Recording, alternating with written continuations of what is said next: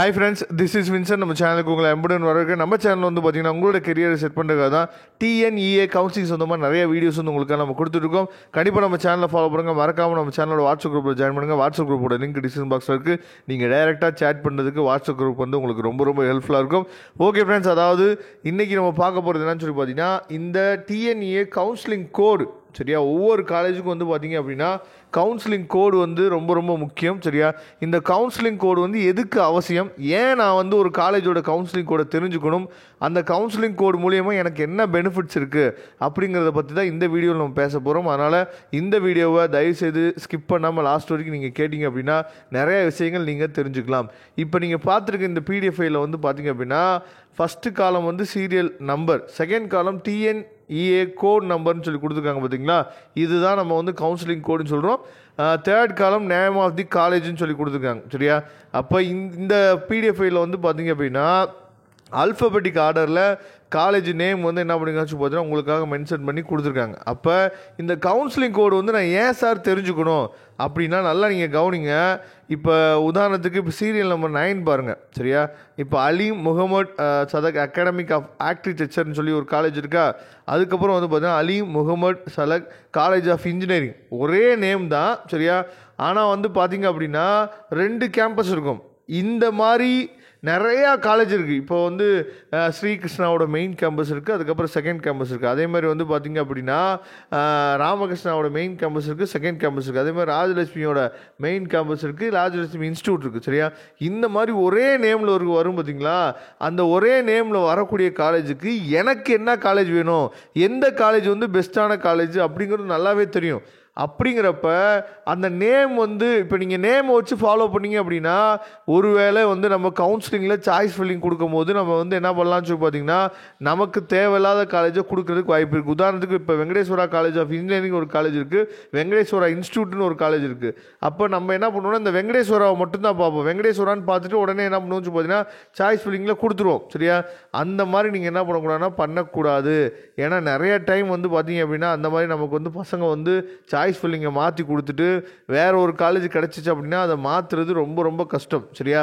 அதனால் எப்பயுமே வந்து பார்த்தீங்க அப்படின்னா கவுன்சிலிங் கோடு வந்து ரொம்ப முக்கியம்.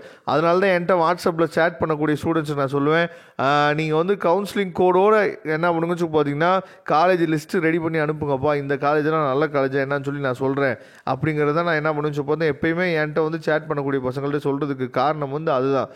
ஏன்னா நிறையா காலேஜோட கேம்பஸ் வந்து பார்த்தீங்கன்னா 2 கேம்பஸ் இருக்கும். அந்த 2 கேம்பஸில் எது முக்கியமான கேம்பஸ், எது மெயின் கேம்பஸ் அப்படிங்கிறது உங்களுக்கு நல்லா தெரிஞ்சிருக்கும். தெரியாத பட்சத்துக்கு நீங்கள் என்ன பண்ணலாம்னு சொல்லி பார்த்தா நம்மள்ட்ட கூட நீங்கள் என்ன பண்ணலாம்னு சொல்லி பார்த்தா கேட்கலாம் சரியா. அதுக்காக தான் நான் சொல்கிறேன். அதனால் தயவு செய்து சொல்கிறேன், நீங்கள் பண்ண வேண்டிய ஒரே ஒரு விஷயம் என்னன்னு சொல்லி பார்த்தீங்கன்னா எப்போல்லாம் நீங்கள் சாய்ஸ் ஃபில்லிங் லிஸ்ட்டு நீங்கள் ரெடி பண்ணுறீங்களோ, நான் இதை வந்து ஃபஸ்ட்டு சாய்ஸை வைக்கலாம்னு நினைக்கிறேன், இதை வந்து நான் செகண்ட் சாய்ஸை வைக்கலாம்னு நினைக்கிறேன், இதை தேர்ட் சாய்ஸை வைக்கலாம்னு நினைக்கிறேன்னு சொல்லிட்டு எப்போல்லாம் நீங்கள் சாய்ஸ் ஃபில்லிங் லிஸ்ட்டு வந்து நீங்கள் ரெடி பண்ணுறீங்களோ அப்போல்லாம் தயவு செய்து கவுன்சிலிங் கோடை விட்டுறாதீங்க.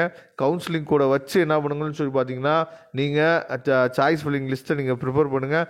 அப்போ தான் அது ரொம்ப வசதியாக இருக்கும். எதுக்காக வசதியாக இருக்கும் அப்படின்னா இப்போ வந்து புக்லெட்னு சொல்லி நமக்கு வந்து என்ன பண்ணுவாங்கன்னு சொல்லி பார்த்தீங்கன்னா ஒரு புக்லெட் வந்து நமக்கு வந்து கொடுப்பாங்க. இப்போ நீங்கள் பார்த்துருக்கிறது இதை வந்து புக்லெட் 497 பேஜ் இருக்குது சரியா. இதே மாதிரி உங்களுக்கு புக்லெட் வந்து பார்த்தீங்க அப்படின்னா வெளியே வரும் சரியா. எப்போனா கவுன்சிலிங் அந்த சாய்ஸ் ஃபில்லிங் நம்ம ஆரம்பிக்க போகிற டைமில் வந்து பார்த்தீங்க அப்படின்னா நமக்கு வந்து வெளியே வரும். அந்த டைமில் வந்து பார்த்தீங்க அப்படின்னா உங்களுக்கு கண்டிப்பாக என்னன்னு சொல்லி பார்த்தீங்கன்னா இந்த கவுன்சிலிங் கோடு வந்து கண்டிப்பாக உங்களுக்கு வந்து அதிகமாக உதவும் சரியா. அதனால் எதுக்காக உதவும் அப்படின்னா இப்போ 497 பேஜ் இருக்குது. இந்த 497 பேஜில் உங்களோட கவுன்சிலிங் கோடு தெரிஞ்சிச்சு அப்படின்னாவே நீங்கள் போய் அந்த காலேஜை பற்றின ஃபுல் டீட்டெயில்ஸ் என்ன பண்ணலாம்னு சொல்லி பார்த்தா புக்லெட்டை வச்சு நீங்கள் தெரிஞ்சுக்கலாம். இந்த மாதிரி நிறையா விஷயத்துக்காக அந்த கவுன்சிலிங் கோடு வந்து உதவும் சரியா. அதனால் கவுன்சிலிங் கோடு வந்து இயர் பை இயர் மாறுமா அப்படின்னு வேறு ஒரு கொஸ்டின் வந்து கேட்குறாங்க. இயர் பை இயர் வந்து மாறுறதுக்கு வாய்ப்புக்கு கிடையாது சரியா. கவுன்சிலிங் கோடு அப்படிங்கிறது வந்து அந்த காலேஜுக்கு கொடுத்த ஒரு கோடு. அதனால் அந்த கவுன்சிலிங் கோடு வந்து இயர் பை இயருக்கு மாறுறதுக்கு வாய்ப்பே இல்லை. ஒவ்வொரு வருஷமும் அதே கவுன்சிலிங் கோடு தான் நமக்கு இருக்கும் சரியா. அதனால் அதை பற்றின ஒரி வந்து உங்களுக்கு வேணாம் சரியா. அதனால் தயவுசெய்து நீங்கள் என்ன பண்ணுன்னு சொல்லி பார்த்தீங்கன்னா கவுன்சிலிங் கோடு நீங்கள் நோட் பண்ணி வச்சுக்கோங்க. கவுன்சிலிங் கோடு ரொம்ப முக்கியம். Okay friends, thank you. இதோட பிடிஎஃப் லிங்க் நான் டிஸ்கிரிப்ஷன் பாக்ஸில் கொடுத்துங்க. எடுத்து நீங்கள் என்ன பண்ணலாம்னு சொல்லி பார்த்தா உங்களுக்கு தேவையான காலேஜோட கவுன்சிலிங் கோடை நீங்கள் நோட் பண்ணிக்கலாம். நோட் பண்ணி நீங்கள் பண்ண வேண்டியதுனால நீங்களாக ஒரு ஒரு சாய்ஸ் ஃபில்லிங் லிஸ்ட்டு ரெடி பண்ணி எனக்கு வாட்ஸ்அப் பண்ணுங்கள். நான் அந்த லிஸ்ட்டு வந்து எப்படி இருக்குங்கிறத பார்த்து உங்களுக்காக நான் என்ன பண்ணுறேன் நான் சொல்கிறேன். Okay friends, thank you. மறக்காமல் நம்ம சேனலோட வாட்ஸ்அப் குரூப்பில் ஜாயின் பண்ணுங்கள். வாட்ஸ்அப் குரூப் வந்து உங்களுக்கு ரொம்ப ரொம்ப ஹெல்ப்ஃபுல்லாக இருக்கும். தேங்க்யூ. நம்ம நெக்ஸ்ட் வீடியோ பார்க்கலாம்.